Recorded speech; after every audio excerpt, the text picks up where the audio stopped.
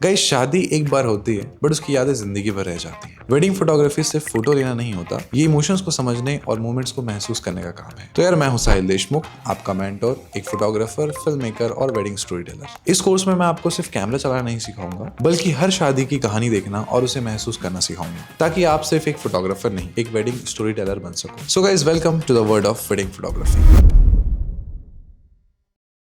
Wedding photography mindset, I think ये बहुत ही अच्छी टॉपिक है, क्योंकि ये एक फाउंडेशन होता है एक अच्छे फोटोग्राफर का, और एक माइंडसेट ही है जो एक ग्रेट फोटोग्राफर बनाता है। तो चलिए इसे हम समझते हैं कुछ टॉपिक के साथ। The first topic is what is wedding photography. I think आपकी जर्नी में हर कोई आपसे ये जरूर पूछेगा कि व्हाट इज वेडिंग फोटोग्राफी। तो चलिए जानते हैं ये क्या चीज है। वेडिंग फोटोग्राफी सिर्फ फोटोज लेने का काम नहीं है, ये इमोशंस को, रिचुअल्स को, रिलेशनशिप को एंड बॉन्ड्स को प्रिजर्व करके रखता है, जो कभी रिपीट नहीं होते। गाइस, एक चीज याद रखो, एक वेडिंग जो चीज होती है वो 2 दिन में खत्म हो जाती है, बट जो फोटोग्राफ्स और फिल्म्स होते हैं वो हमेशा लाइफ टाइम याद रहते हैं। Always focus, you are not covering an event, you are documenting a family history. Second thing is photographer versus story teller mindset. एक फोटोग्राफर और एक स्टोरी टेलर का माइंडसेट कैसा होता है, चलिए जानते हैं। एक नॉर्मल फोटोग्राफर्स की थिंकिंग ये होती है कि शार्प फोटोज आई है कि नहीं, या एंगल सही है कि नहीं। लेकिन एक स्टोरी टेलर सोचता है कि इस मोमेंट का मतलब क्या है और इस फ्रेम में कौन सी फीलिंग चल रही है। देखो, एक जो स्टोरी टेलर है वो हमेशा कैमरा से नहीं, दिल और ऑब्जर्वेशन से शूट करता है। वेडिंग फोटोग्राफी में आप भी नेक्स्ट लेवल पे तब जा पाओगे जब एक स्टोरी टेलर माइंडसेट आपके अंदर होगा। तीसरी जो चीज है, understanding Indian wedding emotions. Indian wedding emotions को समझो। इंडियन वेडिंग सिर्फ एक कपल के बारे में नहीं होता, ये पूरी की पूरी एक परिवार की कहानी होती है। जैसे कि माँ की आंखों की आंसू, पापा का चुपचाप प्राउड होना, दादी नानी की दुआ या दोस्तों की मस्ती। अगर आप इमोशन समझ नहीं पाओगे तो सिर्फ आप एक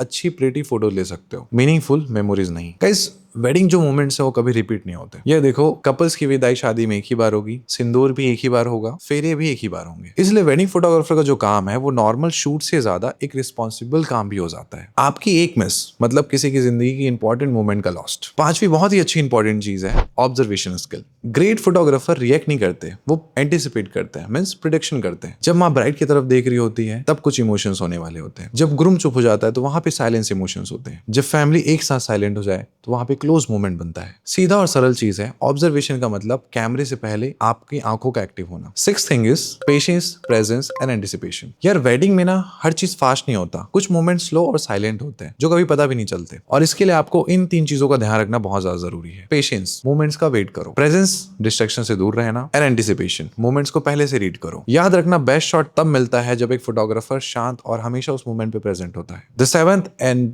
most important topic is ethics and professionalism at wedding. Guys, हमेशा एक चीज याद रखो कि जब भी आप वेडिंग शूट करने जाते हो तो वो जो वेन्यू होता है, वो जो स्पेस होता है, वो बेसिकली सब तरीके से इमोशनल स्पेस होता है। तो आपको हमेशा प्रोफेशनल होना बहुत ज्यादा जरूरी है। अब मेरा प्रोफेशनल कहने का मतलब ये है कि एक प्रोफेशनल फोटोग्राफर हमेशा फैमिली की रेस्पेक्ट करता है और फैमिलीज को रिचुअल के बीच में कभी डिस्टर्ब नहीं करता, ईगो नहीं, एम्पैथी रखता है, ऑन टाइम पे रहना, अटायर, सब चीज प्रोफेशनल रखता है। याद रखो, आप सिर्फ फोटोग्राफर नहीं हो, आप एक ट्रस्टेड गेस्ट भी हो। तो यार, हमेशा याद रखो, एक अच्छे फोटोग्राफर का जो फाउंडेशन होता है वो माइंडसेट होता है, और अगर आपका एक माइंडसेट स्ट्रांग है तो आपका स्किल्स, गियर और स्टाइल ऑटोमेटिकली ग्रो करेंगे।